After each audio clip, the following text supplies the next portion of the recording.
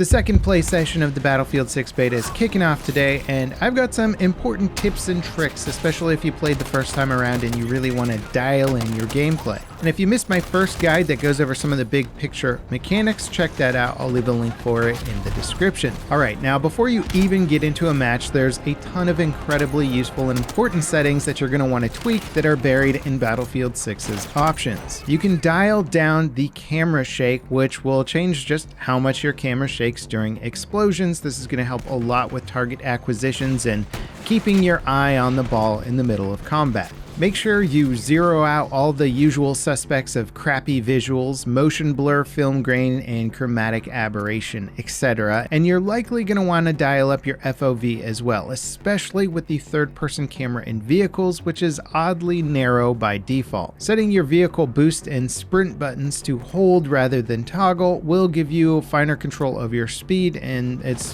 what most of the previous games have done by default. If you're playing on PC and not enjoying the double tap to slide settings, you can turn it off and just use hold to slide, which is a much more common way of doing it. Audio wise, you can actually turn down the tinnitus ringing effect that you hear when you're near large explosions. I don't know if this is going to give you a big audio advantage, but on paper it seems like not having that ringing would allow you to hear stuff around you easier. Now the HUD crosshair is oddly small in Battlefield 6, but you can change the colors of it to try and help it pop out a little more. Pink or bright purple have been common in past games to try and contrast with both the sky and ground environment. There's also a directional compass you can enable for better comms and directional callouts. It might be useful in a larger map, though the ping system is still quite useful. You can enable scoreboard pings to show the ping values of every player in a match, which can be nice, and it might help you understand some of the time to death issues that people are experiencing. Somebody with a bad ping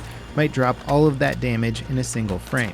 Now, potentially an obvious tip, but make sure you bind your mouse thumb buttons if you've got them. I like having a grenade on one and a gadget on another, so I don't have to take my hand off of the movement controls to activate those things, which I use all the time. My final settings tip is that Battlefield 6 has a pretty interesting in-game VoIP system that only works within squads, but you can set it up to be directional, so when a squad mate is talking, you can get a general sense of where they are relative to you. Especially if they're asking for meds or ammo, having a directional indicator from their sound right away can be helpful. Alright, let's move into some less advertised gameplay features that you might have not known were even there. Did you know that you can change your loadout after you spawn into a match? When you spawn at the beginning of a round or when you respawn before you move, you can hit the edit loadout key, which is Y when you're playing on keyboard and mouse, to bring up the loadout editor and switch classes, weapons, and more. This is great if you accidentally pick the wrong class with spawning, and it won't cost your team a ticket if you want to switch. Did you know that Battlefield's taken a page out of Counter-Strike's book, and you actually run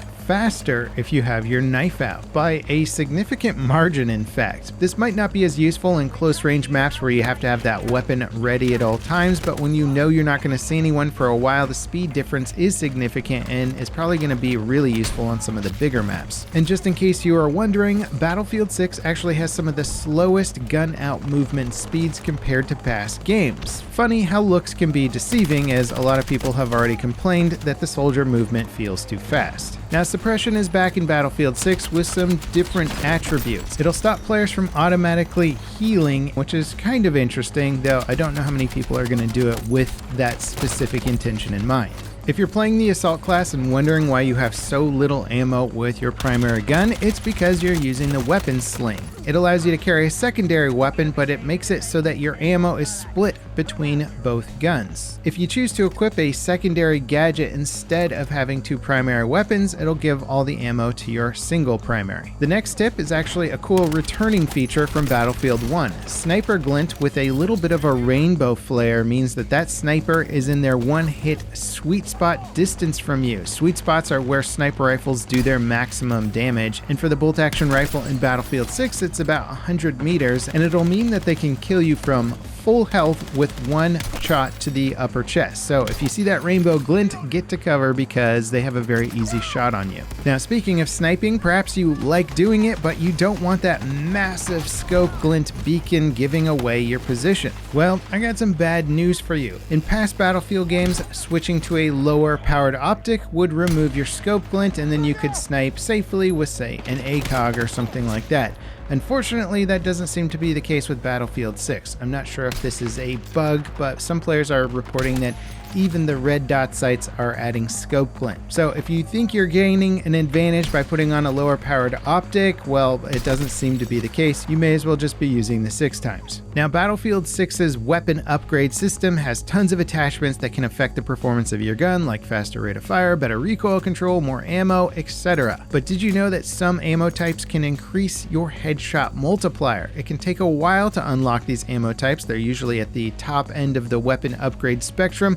But if you're a crack shot and you often aim for the head, you'll want to consider this one, as it will greatly improve your time to kill. Let's talk about some class stuff that you might not know about. The Recon class is often thought of as a long-range sniper, but with an open weapon system, you can use it incredibly aggressively, and honestly, when used right, it's probably one of the best close quarter fighters around. With one of the best class abilities in the game, you get an unlockable UAV that spots all enemies around you. This is incredibly useful for never getting snuck up on. Combine that with the motion sensor and a spawn beacon for backup, and this class can handle itself better than most in CQC combat. You just got to get used to looking at that minimap, but once you do, you can more or less control your engagements. Its C4 also seems to automatically recharge, though there's some debate over whether or not this is an intended feature and if it's going to remain past the beta.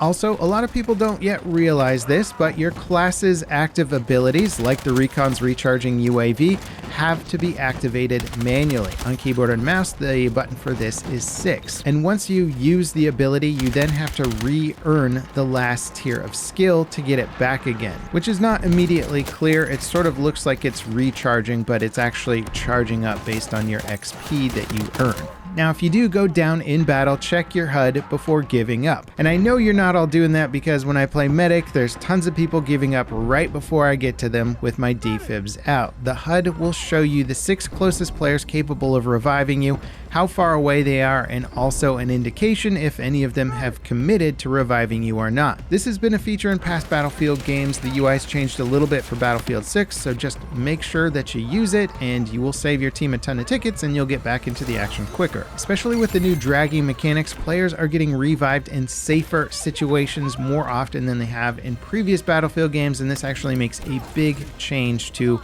the success of your revives. Now, when it comes to vehicle gameplay, make sure to use your resupply stations and the anti-air turret. On any map with vehicles, there are resupply stations scattered around that'll rearm and repair your vehicles. This is important because you can actually run out and then become incredibly less effective. When in doubt, there's always going to be one of these at your team's HQ, and you'll typically find them around objective areas on the map. On Liberation Peak, there's also an AI-controlled anti-air turret in your base that will scare off enemy vehicles. If you're in a helicopter or jet, you popped your flares, but you're still getting chased down, head back to your HQ and let the AA do its job. It will hopefully keep you more safe. Now, that wraps it up for my second beta guide video, going a bit deeper into some of the less well-known mechanics. If you guys have some additional stuff to add, please let me know in the comments. It would be great to see what I don't know about the beta.